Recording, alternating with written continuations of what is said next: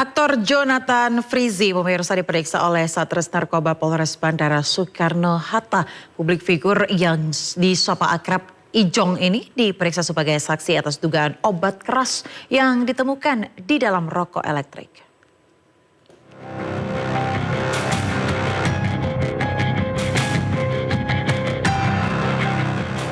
Kepolisian Resor Kota Bandara Soekarno-Hatta melakukan pemanggilan dan pemeriksaan terhadap artis tampan Jonathan Frizzy terkait dugaan tindak pidana penyalahgunaan narkoba jenis etomidate. Dalam kasus dugaan pelanggaran Undang-Undang Kesehatan ini, pihak kepolisian telah mengamankan 3 orang, masing-masing berinisial BTR dan EDS, serta seorang wanita berinisial ER. Jonathan Frizzy sendiri statusnya masih sebagai saksi dan telah diperiksa sebanyak 1 kali pada 17 April 2025. Namun pada pemeriksaan kedua 21 April 2025, artis dengan panggilan Ijong itu absen dengan alasan sakit. Ijong sendiri diduga terlibat kasus dugaan pengadaan produk farmasi tanpa izin berupa vape yang mengandung zat etomidate atau obat keras. Pihak Satres Narkoba Polresta Bandara Suta menyatakan kasus ini terungkap pada bulan Maret 2025 setelah pihaknya menerima penyerahan dari Bea Cukai Bandara Soekarno-Hatta berupa penumpang yang kedapatan membawa vape mengandung obat keras jenis etomidate. Penyelidikan lanjutan berujung pada penangkapan terhadap ketiga tersangka.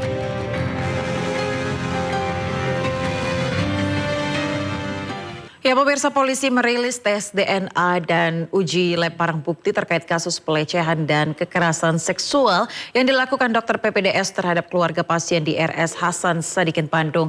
Dari hasil tes DNA dan lab, tersangka Priguna Anugrah terbukti sebagai pelaku tunggal.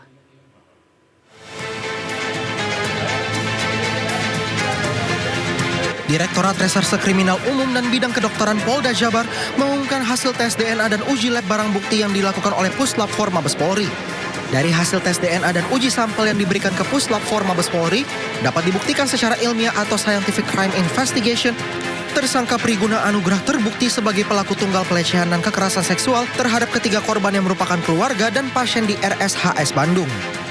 Ditemukan profil DNA tersangka pada swab kondom yang diberikan pada kita. Yang kedua, tidak ada DNA individu laki-laki pada swab vagina korban. Yang ketiga, ditemukan profil rambut pubis di TKP sebagai profil DNA daripada tersangka. Demikian yang perlu saya sampaikan sekali lagi, hasil ini dilakukan oleh lab DNA Pusdokes Polri yang sejujur-jujurnya guna proses penyidikan lebih lanjut. Sebelumnya tersangka Priguna Anugrah dilaporkan atas tuduhan pelecehan dan kekerasan seksual terhadap 3 orang keluarga pasien. Hingga kini tersangka masih menjalani tes psikologi dari tim Bitdokes Polda Jabar. Dirinya pun dijerat dengan Undang-Undang Tindak Pidana Kekerasan Seksual dengan ancaman hukuman 17 tahun penjara. Dari Kabupaten Bandung, Jawa Barat, Yuan Pangestu, iNews melaporkan. Kasus pelecehan seksual terhadap anak di lingkungan sekolah lagi-lagi terjadi, pemirsa. Seorang guru di salah satu sekolah dasar di Sukoharjo, Jawa Tengah diduga melecehkan puluhan siswanya. Kasus pelecehan terhadap puluhan anak-anak laki-laki di bawah umur terungkap usai salah satu korban mengadu telah dilecehkan tersangka ke orang tuanya. Pengakuan demi pengakuan muncul hingga akhirnya terdapat sekitar 20 siswa yang menjadi korban.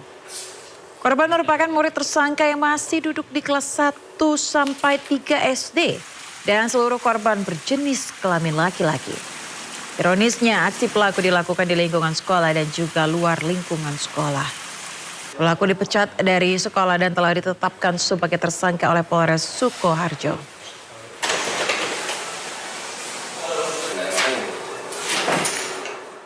Sementara itu di Jepara, Jawa Tengah, pemirsa, Direktorat Kriminal Umum Polda Jawa Tengah membongkar praktik predator seksual tidak tanggung-tanggung sebanyak 21 anak menjadi korbannya.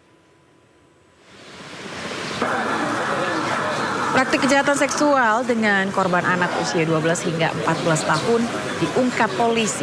Direktur Reserse Kriminal Umum Polda Jawa Tengah Kombes Pol Dwi Subagio mengatakan, saat ini petugas kepolisian sedang melakukan pendalaman. Dari penyelidikan awal, modus yang dilakukan pelaku yakni merekam dan mengancam akan menyebarluaskan. Saat ini pelaku wira swasta yang tinggal di Jepara sudah diamankan. Polisi menyita 1 set komputer dan beberapa folder berisi foto dan video 21 anak lengkap dengan nama-namanya. Polisi akan melakukan penggeledahan rumah tersangka pada hari Rabu untuk mencari barang bukti lain. Telah melakukan kegiatan dengan cara menggunakan media digital, namun berakibat pada korban-korban terutama anak-anak di bawah umur. Banyak sekali. Saat ini yang baru terdata ya, 21 anak di bawah umur. Ya, kemudian tersangka melakukan kegiatan aktivitas seksual terhadap yang bersangkutan. Ya.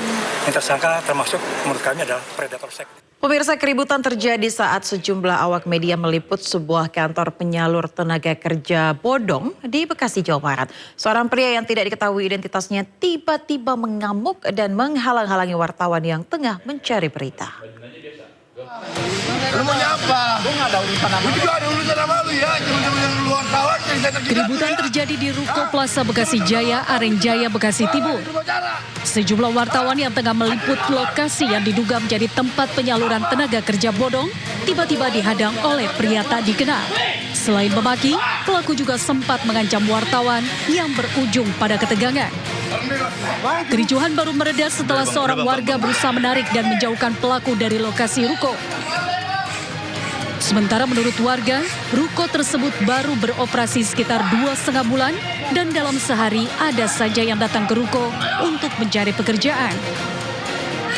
Para pencari pekerjaan tersebut diiming-imingi langsung masuk dan bekerja setelah membayar sejumlah uang mulai dari Rp600.000 hingga jutaan rupiah.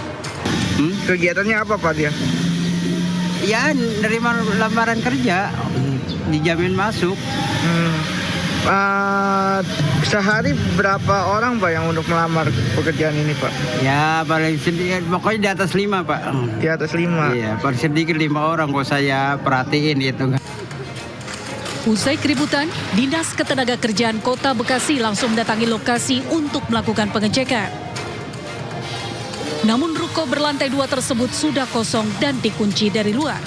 Ya, kami yang punya lokasi ya, domisili ada di Kota Bekasi dan kami melakukan langsung ke lapangan. Ternyata di lapangan kita tidak bisa nih, sudah disegel, tidak bisa nemuin orangnya. Nah ini jelas-jelas bodong, kalau orang yang berizin tidak akan lari. Pihak Disnaker juga belum bisa melakukan penindakan karena tidak ada data baik dari lingkungan atau dari izin usaha. Dari Bekasi, Jawa Barat, Rahmat Hidayat, iNews melaporkan.